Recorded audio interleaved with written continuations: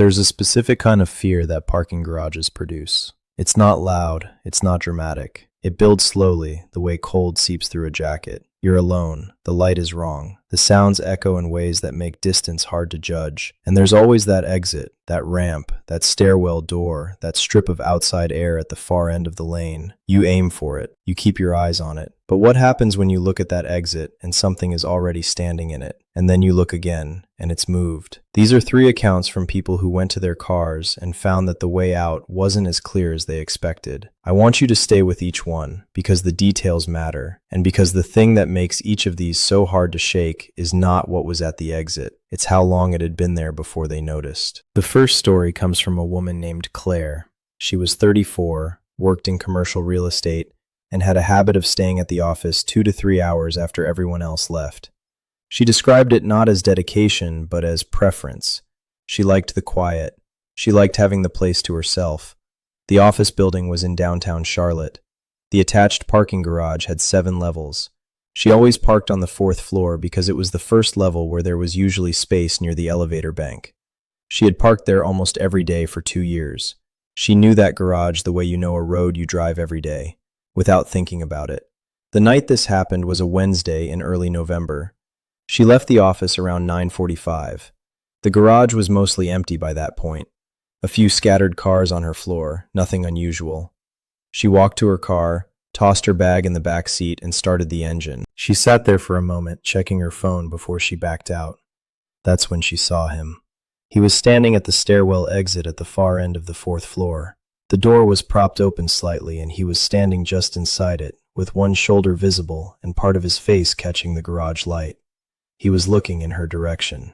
She noticed him the way you notice something that doesn't fit. He wasn't moving toward a car. He wasn't on a phone.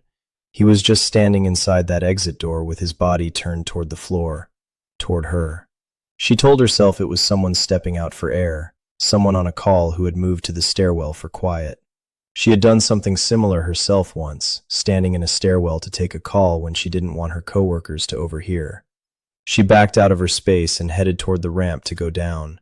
The stairwell exit was on her left as she drove past. She looked. He was still there, still turned toward her, the door still propped. She drove down the ramp to the 3rd floor. At the bottom of the ramp, she turned right toward the next downward ramp, and she stopped. The 3rd floor stairwell exit was directly ahead of her at the far end of the lane. Someone was standing in it, same position, shoulder in the door, face partially lit by the overhead fluorescent. She told herself there was more than one person in the garage, obviously. This was downtown Charlotte on a Wednesday night. There were other people here. This was a different person standing in a different stairwell. She drove past without slowing and took the ramp down to the 2nd floor. She was almost at the exit ramp when she looked automatically toward the stairwell door on her right. The door was open. A figure was standing just inside it. Claire pulled over into an empty space and sat there with the engine running. She thought about what she was seeing. 3 consecutive floors, 3 stairwell exits, a figure standing in each one as she drove past. The rational explanation was simple. There were multiple people in this garage. She was alone and alert, and her brain was pattern matching. She was turning separate, ordinary things into a sequence because she was a little spooked to begin with. She decided to go back up, not because anything had happened, because she had left her building badge on her desk and she needed it in the morning.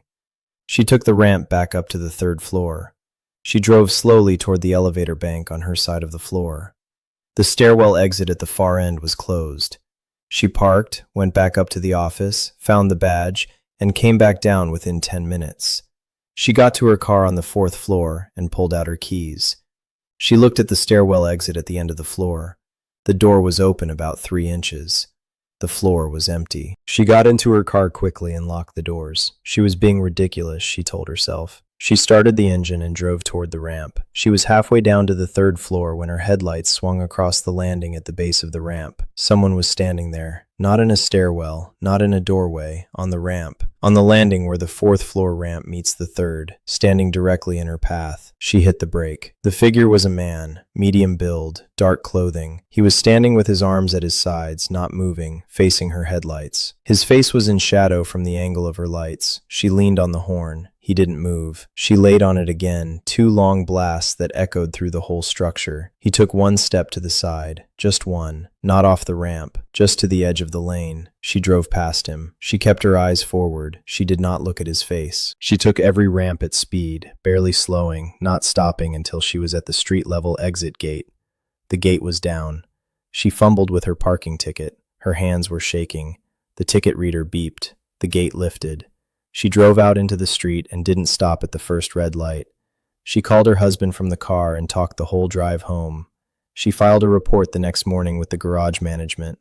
They reviewed the security footage. What they found was this. A man had entered the garage through the pedestrian stairwell on the ground floor at 9:27 p.m., 18 minutes before she left the office. He had gone up to the 4th floor. The cameras tracked him moving between floors using the stairwells for the next 31 minutes. He used 4 different stairwells across 4 different floors, always moving, always 1 floor ahead of her, or 1 floor behind. The footage was unclear enough that he was never identified. Claire said the part that stayed with her was not the man on the ramp. It was the thought of him moving through those stairwells quietly for half an hour, watching which floor her car was on, listening for the sound of her engine, positioning himself, waiting for the right moment. She said she still drives to a different garage 2 blocks from her office, even in the rain, even when she's running late. She has not been back to that one since. The second story is from a man named Joel. He was 29. He worked as an overnight radiology technician at a hospital in suburban New Jersey. He had been in the role for about a year and a half. The employee parking structure attached to the hospital was a 5-level, open-sided garage. Concrete. Functional. The kind of structure that exists everywhere and that nobody thinks about beyond the most basic level. You park, you work, you come back, you drive home. Joel parked on the 3rd level because the elevator from that floor deposited him closest to the radiology department entrance. He had a specific space he liked, 3rd row from the elevator, left side. He had probably parked in or near that exact spot 300 times. The night this happened was a Saturday in March. He had been on shift since 11 p.m. At around 2:45 in the morning, he had a gap between patients. He realized he had left his phone charger in his car and his battery was low. He decided to run down quickly, grab the charger, and come back.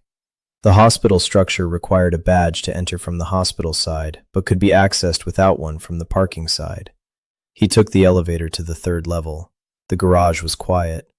A few dozen cars scattered across the floor. The overhead lights cast that flat industrial glow that makes everything look equally gray. He walked to his car, found the charger, and turned around. At the far end of the floor, near the vehicle exit ramp, someone was standing. He noticed because the exit ramp had a slightly different light at the top, a yellowish caution light near the ramp entrance. The figure was standing at the edge of that light, at the top of the ramp where the 3rd floor transitioned to the downward slope to the 2nd.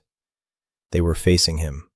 Joel told himself it was a visitor leaving, maybe a family member who had stayed late with a patient and was walking back to their car. Normal. Reasonable. He tucked the charger in his pocket and walked toward the elevator. He pressed the button. He waited. He looked back at the exit ramp. The figure was still there. Not walking down the ramp, not walking toward a car, just standing at the top of it, watching. The elevator came. He got in. He pressed the button for the lobby level. The elevator was old and slow.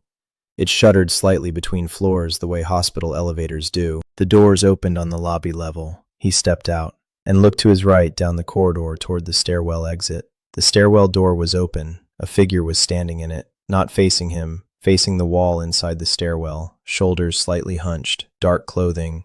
Joel stopped. He thought he had beaten this person down. He thought they were still 3 floors above him, but this building had multiple stairwells. This could be anyone. This had nothing to do with the figure upstairs. He walked quickly through the lobby and badged back into the hospital. He stood at the window inside the door and looked back. The stairwell door swung slowly closed. He told himself it was nothing. He went back to radiology. He did his next patient. He tried to let it go. At 4:15 in the morning, he went back to his car to put the charger back. He had forgotten to plug it in when he grabbed it. His shift ended at 7 and he could charge it in the car on the way home. He just needed to put it in the cup holder so he would remember. He took the elevator to the third floor again. The floor was slightly emptier than before. A few cars had left. His was in the same spot. He walked to his car, tossed the charger inside, and turned around. The exit ramp. Someone was standing at the top of it. Joel went very still. Same position, same spot. At the edge of the caution light. He thought about the figure in the stairwell in the lobby an hour and a half ago. He thought about the positioning. The third floor ramp, the lobby stairwell, and now the third floor ramp again. He took out his phone and pulled up the camera. He stood behind his car and took a photo of the figure at the top of the ramp. Then he walked to the elevator and left. He didn't look back. When he got to the lobby, he called hospital security from a house phone at the nurses' station. He told them there was an unauthorized individual in the employee parking structure, third level, near the vehicle exit ramp. Security dispatched someone immediately. They found nothing on the third level, nothing on any level. The structure was empty of any unauthorized individuals. Every stairwell, every corner, every ramp. Joel showed them the photo he had taken. The security officer looked at it for a moment.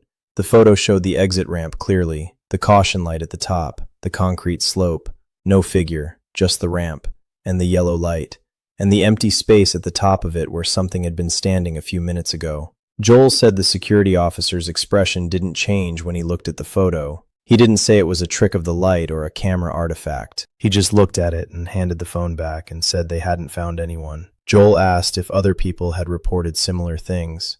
The security officer said he couldn't speak to that. He said it in a way that made Joel fairly certain the answer was yes. Joel finished his shift that morning. He was quiet about it for a few weeks. Then he told a friend, who told someone else, and eventually the account found its way to me. I reached out to Joel directly. He confirmed everything. He told me the thing that made it hardest to dismiss was not the photograph. It was the consistency of the position. He said both times he saw the figure in the garage, it was standing at the very top of the exit ramp. Not partway down, not at the bottom, exactly at the edge of the caution light, where the ramp begins to drop, where you would stand if you wanted to watch everything on the floor above, without being seen from below. The third story is the one I come back to the most. Not because it's the most dramatic. Of the three, it might be the quietest. But there's something in the detail of it that I can't fully close the door on. This account comes from a woman named Simone. She was 38 when this happened, a graphic designer, married, 2 kids. She described herself as a practical person. She said that several times. She wanted me to understand the context before I heard the story. She was at a large indoor shopping mall in the suburbs of Atlanta on a Friday evening in late July. She was there with her daughter, who was 12, and they had gone to return some shoes and ended up staying for dinner. By the time they got back to the parking garage attached to the mall, it was just after 8:30. The garage was a 6-level structure connected to the mall by a sky bridge on the 3rd and 5th floors. Simone had parked on the 5th level because she had entered from the Skybridge side when they arrived. The garage at 8:30 on a Friday had maybe a third of its spaces still occupied. Busy enough that it didn't feel empty, quiet enough that sounds carried. Simone and her daughter took the elevator to the 5th floor. The elevator opened. Simone stepped out first. She looked to the right toward where she remembered parking, and at the far end of the level, near the exit stairwell, a woman was standing. She registered it briefly. A woman waiting near the stairwell, maybe waiting for someone to pull a car around. Simone turned right and started walking toward her car. She found it about 2/3 of the way down the row. She unlocked it and held the door open while her daughter climbed into the back seat. She walked around to the driver's side. She happened to glance toward the stairwell exit again. The woman was still there, same position, not moving, facing the floor. Simone got in and started the car. She pulled out of her space and turned toward the exit ramp. The exit ramp on the 5th level curved down and to the right, opening onto the 4th level. As she came to the top of the ramp, she looked down it briefly to make sure it was clear. It wasn't. Someone was standing at the bottom of the ramp, on the 4th floor, standing at the base of the curve where the ramp leveled out, facing up the ramp, toward her. Simone braked at the top. She and her daughter looked down the ramp at the figure standing there. Her daughter said, "Mom, why aren't they moving?" The figure was a woman, dark clothing, hair down, standing completely still at the bottom of the ramp. Simone honked once. The woman moved. She stepped to the side, off the ramp, onto the 4th floor lane. She didn't look up at Simone. She turned and walked away in the opposite direction. Simone drove down the ramp onto the fourth floor. She was already moving toward the next ramp down when she thought about it. The woman at the stairwell on the fifth floor, and the woman at the base of the ramp on the fourth floor. The stairwell connected every floor. If you went into the stairwell at the far end of the fifth floor while someone was getting into their car, you could be down one floor in under 30 seconds. You could be standing at the base of that ramp before the car reached it. Simone slowed. Her daughter asked what was wrong. Simone said nothing, just taking it slow. She reached the third floor. She looked toward the stairwell exit on the right side of the floor. The door was closed. She exhaled. She drove toward the second floor ramp, and at the top of the ramp going down to the second floor, in the same position as the woman on the fourth floor ramp, someone was standing at the base of the ramp, looking up. Simone stopped the car. She sat there and she looked at this figure standing at the bottom of the ramp to the second floor, and she thought about the sequence carefully. Fifth floor stairwell exit, a woman standing there. Fourth floor ramp base, a woman standing there. Third floor stairwell, closed. Second floor ramp base, a woman standing there. A closed stairwell door between floors 3 and 2, but not between 5 and 4, and not between 4 and 3. She thought about the timing, how long she had taken to get her daughter buckled, to get around the car, to pull out of the space. Maybe 2 minutes, maybe a little more. 2 minutes was enough. She honked again. The figure at the base of the second floor ramp didn't move this time. She sat there for a moment. Then she put the car in reverse. She backed up to the third floor, turned around, and went back up to the fifth floor. Her daughter said, "Mom, what are we doing?" Simone said she wanted to go back through the mall exit, the sky bridge. She said she had forgotten something. She had not forgotten anything. She parked in the same space she had just left, and she and her daughter went back into the mall through the sky bridge on the fifth floor. She found a security guard inside the mall entrance and told him there was a woman in the parking garage who was standing on the ramps and not moving when cars approached. The guard radioed it in. He walked them to their car himself. He stayed on the fifth floor while Simone drove down. She took every ramp carefully. The fourth floor ramp base was empty. The third floor was empty. The second floor ramp base was empty. The ground floor exit was clear. She got out of the garage, turned onto the main road, and drove for about 10 minutes without saying anything. Her daughter eventually asked if she was okay. Simone said she was fine. But she wasn't entirely fine, because she was thinking about the sequence again. The woman at the top of the stairwell on the fifth floor had been standing there when they got off the elevator, which meant she had been standing there before Simone and her daughter arrived on that floor, before Simone backed out of her space, before Simone drove toward the ramp. Simone had been in the garage for about 4 minutes total before she drove toward the exit, but that woman had been standing at the stairwell before any of that. She had been there when they stepped off the elevator. Simone said she had parked in that garage dozens of times. She said the thought that bothered her in the days after was not the woman on the ramp. It was the question of how long the woman at the stairwell had been standing there. Had she been there when Simone parked that evening? Had she seen them get out of the car and go into the mall? Had she been standing at that stairwell for 2 hours, watching which cars were occupied, watching which ones weren't? Simone said she doesn't take that garage anymore. The mall has a surface lot across the street that costs more and requires a longer walk. She said she'll take the walk every time. 3 garages, 3 different cities, 3 different people going to their cars in ordinary circumstances. And in each case, something was using the exits differently than exits are supposed to be used. Not leaving, not arriving, positioning. The part that connects all 3 of these, the thing that I keep coming back to when I try to understand what happened in each case, is the patience involved. The man in Claire's garage had spent 31 minutes moving between floors before she ever got in her car. Whatever Joel saw at that ramp had been standing there long enough for him to go upstairs, do a patient, come back down, and find it in the same position. The woman in Simone's garage had been at that stairwell before Simone even knew she was going to leave. That is not randomness. That is attention. Long, careful, deliberate attention. And here is what I keep landing on. Parking garages are one of the few places where exits are also the most natural place to stand and watch an entire floor without looking suspicious. You're near the door, you're near the ramp. You look like you're just leaving, or just arriving. The ambiguity is built into the architecture. And someone who understands that standing at an exit is the one place in a garage where no one will question your presence, has a significant advantage over someone who is just trying to get to their car. Claire got out. Joel stayed inside. Simone went back through the mall. Each of them made a decision that changed how that night ended.